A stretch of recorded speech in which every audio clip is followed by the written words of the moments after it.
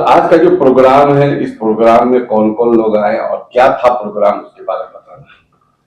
देखिए, ये जो हमने एक प्रोग्राम किया, एक ट्रेनिंग प्रोग्राम किया हमने वूंड्स के बारे में, जो कि बहुत कॉमनली हम देखते हैं आज की तारीख में सोसाइटी में, डायबिटीज की बीमारी की वजह से या चोट जलने की वजह से या आईसीयू में जो मरीज रहते हैं उनके।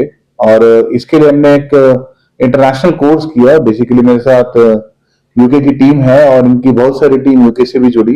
डॉक्टर मनी रणबीर हैं, डॉक्टर रीना हैं, और ये लोग यूके में एक सोसाइटी है बापराज जिसे बोलते हैं, सबसे पुरानी सोसाइटी है वर्ल्ड की बर्न्स और प्लास्टिक सर्जरी की। और उन लोगों ने हमारे कोर्स को पूरा मॉनिटर किया, ये बताया कि कौन से लेक्चर होने चाहिए।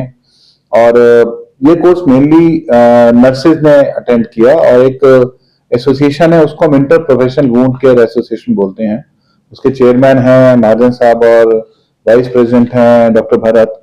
तो एक तरीके से देखा जाए तो जितने वुंड केयर में जितने लोग इन्वॉल्व हैं, डॉक्टर, नर्सेज, फिजियोथेरेपिस्ट, तो उन सबको मिला के हमने एक ट्रेनिंग प्रोग्राम किया।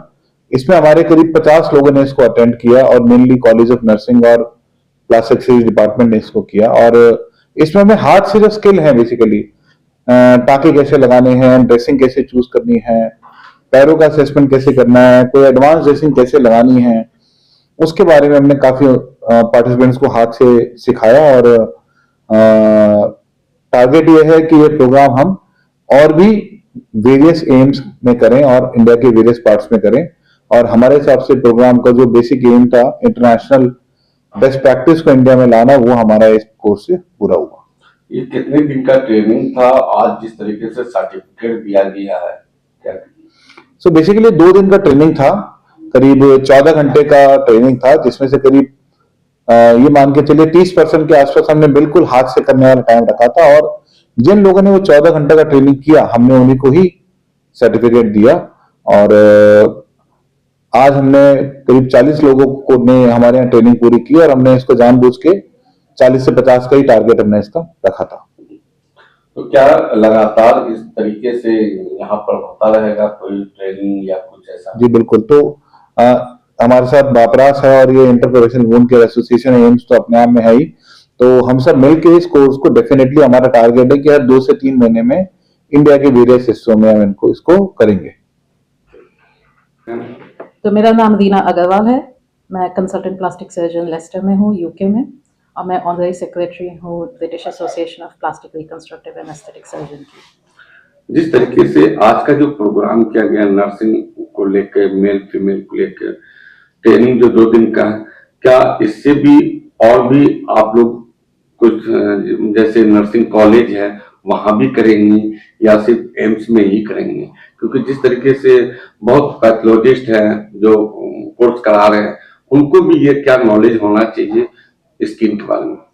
तो मेरी जो एक्सपीरियंस है वो इंडिया और यूके दोनों का है। मैंने ये देखा है कि इंडिया के जो कंसल्टेंट सर्जन्स हैं वो वर्ल्ड लेवल के हैं, वर्ल्ड लीडिंग हैं, और जो हमारा नर्सिंग स्टाफ है उनके कुछ स्किल सेट इतने एडवांस नहीं है जैसे वेस्टर्न वर्ल्ड के हैं। तो हमारा एम था कि वहाँ के जो स्किल सेट्स हैं, एडवांस्ड केयर प्रैक्टिशनर जो वहाँ के होते हैं, जो वो डिफरेंट एस्पेक्ट्स जो नर्सिंग के करते हैं, वो हम चाहते हैं यहाँ की नर्सें भी करें।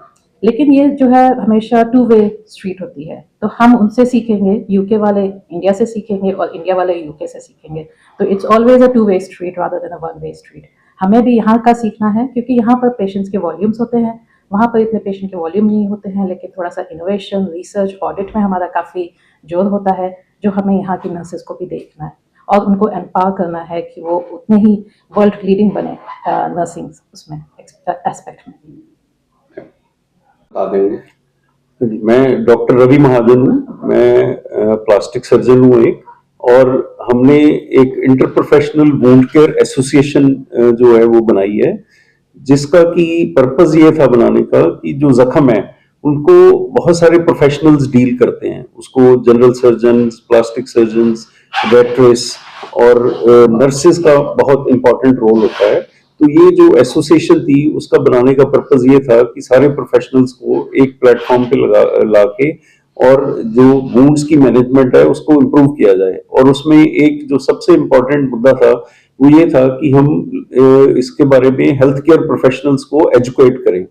तो ये जो आज का कोर्स हमने डॉक्टर सिंगल के साथ यहाँ पे Burns and plastic surgery department of all India institute में सबसे पहला रखा, कि जिसमें जो मेन मकसद था वो ये था कि नर्सेज को वुंड मैनेजमेंट प्रैक्टिसेस जो हैं उसमें लेटेस्ट एडवांसेस हैं जो उसके बारे में उनको एजुकेट किया जाए। और उसके लिए हमने जो मदद ली वो British association of plastic and reconstructive and aesthetic surgery वालों की ली, क्योंकि वहां पर जो नर्सेज बहुत ही इंपॉर्टेंट रोल यूके में प्ले करती हैं।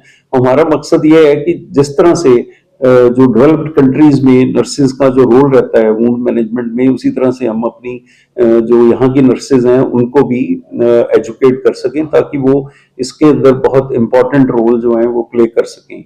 और डॉक्टर मनीष जो कि हमारे इस एसोसिएशन के नेशनल कोऑर्डिनेटर भी हैं, सो उनकी मदद से हम ये चाहते हैं कि जो बाकी एम्स हैं और बाकी जो सारे देश में इस तरह की एजुकेशन जो है वो प्रोवाइड करी जाए, ताकि वुंड मैनेजमेंट जो है इंडिया में उसको हम जो है वो वर्ल्ड लेवल पे जो है हर जगह पे लेके जा सके, यूनिफॉर्मिटी जो है वो क्रिएट कर सकें all over the country. Sir, जिस तरीके से यहाँ पर नर्स को या फीमेल हो या मेल नर्स को, क्या यही चीज वहां पर गांव देहात में जैसे काफी वहां पर जल जाते हैं, या क्या उसको कैसे करना, क्या इसको लेकर भी आप लोग कर रहे हैं?